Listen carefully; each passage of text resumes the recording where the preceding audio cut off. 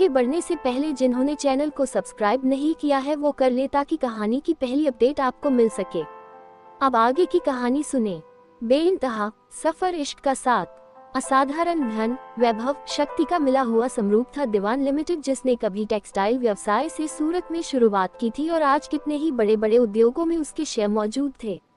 आज उनकी गिनती देश के 50 अरबपतियों में होती थी, बल्कि ग्लोबल लिस्ट में भी दीवान्स का परचम था। कुल मिलाकर देश की जीडीपी में उनकी अच्छी खासी भागीदारी थी। ये सेठ घनश्याम दीवान की अकेली की पिछले 40 साल की मेहनत थी। जब मध्य प्रदेश के छोटे से गांव से 100 रुपए लेकर उन्होंने सूरत में अपना पहला कदम रखा था और इस बड़े उद्योग की नींव रखी थी, फिर उसके बाद उनके बढ़ते कदमों ने किसी भी अड़चन को अपनी तरक्की में बाधा नहीं बनने दिया, जिसका परिणाम है आज दीवान्स एंटरप्राइजेस और उसकी सबसे मजबूत कमान है उनका बाद बेटा आकाश दीवान, जिसके ऑफिस में उसके सामने बैठा अरुण अपने पिता से मिलने से पहले के लेक्चर का प्रथम प्रारूप उससे ले रहा था।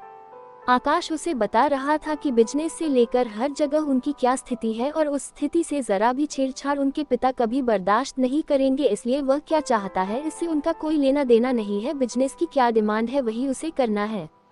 अरुण हमेशा की तरह उसके लेक्चर से उबता हुआ पेपरवेट घुमा रहा था। तुम सुन रहे हो न जो मैं कह रहा हूँ? आपकी तीखे स्वर में वह अरुण को कहता है।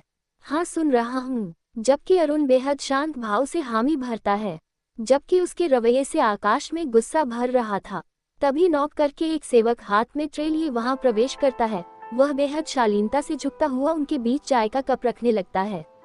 वह अरुण की तरफ नहीं देखता, पर अरुण उसे देखता हुआ अचानक कुछ मुस्कुराते हुए उससे बोलता है, अरे केशव कैसे हो? अरुण के इतना पूछते वह कुछ घबरा जाता है। एक तरफ अरुण की सादगी भरी मुस्कान उसे देख रही थी तो दूसरी ओर आकाश की चढ़ी हुई नजरें उसे घूरने लगी। वह डर से दोनों में से किसी की ओर बिना देखे बस अच्छा हूँ साहब कहता हुआ ट्रे लेकर जाने लगता है। टेबल पर की एस्ट्रे कहाँ है? आकाश की कर्कश आवाज सुनते केशव अब तुरंत पलटकर आता, डरते हुए मेज पर एस्ट्रे ढूंढने लगता है तो उसके बीच आकाश गुर्राते हुए उस पर भड़क रहा था। बेवकूफ, तुम्हें पता है न मुझे मेरे सामान के साथ जरा भी छेड़छाड़ नहीं पसंद। क्या मैं तुम्हारे एस्ट्रे ढूंढने का इंतजार करूं?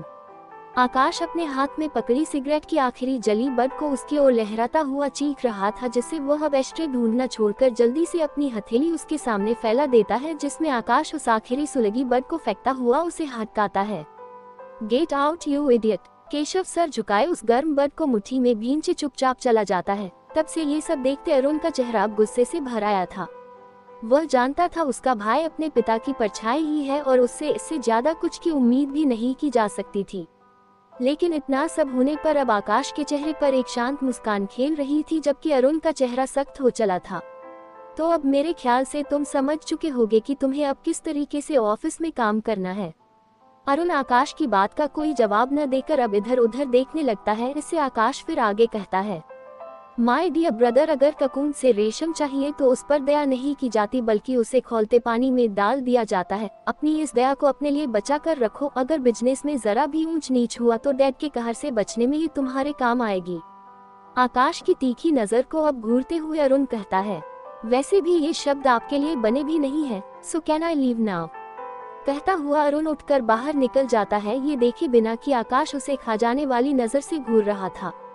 न चाहते हुए भी ऑफिस के बोझिल समय को पार करते अरुण आखिर समय पर अपने फार्म हाउस पहुंच रहा था, जबकि अभी उसका कहीं जाने का मन नहीं था, पर वह अपने एकमात्र दोस्त योगेश को नाराज भी नहीं करना चाहता था। शहर से बाहर के खुले प्राकृतिक पर्यावरण में आते अब अरुण को कुछ बेहतर लगने लगा था। उसे शहर की आपाधापी बिल्कुल नहीं सुहाती थी, इसलिए कभी कभी अकेला ही वह यहाँ चला आता था और बहुत देर तन्हा यहाँ अपना वक्त बिताता था। वह मुख्य गेट से प्रवेश करता अपने सफेद चमचमाती कारपोर्च पर रोकता हुआ अंदर जाता है। अब तक गेटमैन के अलावा उसे कोई नौकर नजर नहीं आया था। जरूर योगेश ने सबको कहीं भेजा होगा। वह अपने हॉल से प्रवेश करता ही है कि योगेश की आवाज उसे मिलती है, अब कहीं रुक नहीं, पहले से ही तू लेट है, आजा स्विमिंग पूल में। योगेश की आवाज से ही उसकी मस्ती मूड का उसे पता चल रहा था। इस पर अरुण मुस्कुराते हुए वहीं से चेंजिंग रूम में चला जाता है। अगले पल ही वह योगेश के सामने था, जो खुद स्विमिंग पूल में फ्लोटिंग चेयर में लेटा जूस का मजा ले रहा था। तो ये है तेरी पार्टी, अच्छा है, कभी कभी अपने पैरों के नीचे हिलती हुई धरती महसूस करनी चाहिए। कहता हुआ अरुण एक डाई लगाता हुआ पानी में आ जाता है। अबे ये तो पार्टी की शुरुआत है, असल पार्टी तो वो है। कहता हुआ योगेश अपनी नजर से किसी एक और इशारा करता है। उसके इशारे पर के स्थान को देखते अरुण के चेहरे पर के भाव बदल जाते हैं। वह एक नजर बेहद मुस्कुराते हुए योगेश को देखता है तो अगली नजर पूल के किनारे आराम कुर्सी पर बैठी 2-3 कमसिन बालाओं पर डालता है, जिन्होंने स्विमिंग के हिसाब से भी बहुत कम कपड़े पहने थे। ये सब क्या है योगेश? अरुण अपनी घूरती नजर से योगेश को देखता हुआ अब स्विमिंग पूल से बाहर आता हुआ ऊपर से बाथरोब पहनता हुआ उन लड़कियों की ओर बढ़ रहा था। अरे तू थका आया है तो ये बस मसाज देंगी, बस थोड़े एंटरटेनमेंट के अलावा कोई इरादा नहीं है मेरे भाई। लड़कियां एंटरटेनमेंट नहीं होती समझा, कहता हुआ वह पड़ी हुई टोवल उन लड़कियों की ओर बढ़ाता हुआ कहता है। योगेश समझ गया था और उन लड़कियों के सामने अपनी किरकिरी होने से बचने के लिए वह उन्हें आंखों के इशारे से जाने को कहता है। इससे वे कंधे उचकाती हुई तुरंत ही बाहर चली जाती है। उनके जाते ही अरुण अब बेहद सख्त आवाज में कहता है, तू जानता है न मुझे ये सब पसंद नहीं है, फिर भी तूने ऐसा किया। अरे यार वो क्या है, मैं तुझे टेस्ट कर रहा था कि इन 4 साल में शायद तू कुछ तो बदल गया होगा, पर नहीं, तू तो मेरा वही खरा सोना ही निकला। एक गहरा उच्छ्वास छोड़ते हुए वह कहता है, मुझे न तेरे कहने पर आना ही नहीं चाहिए था।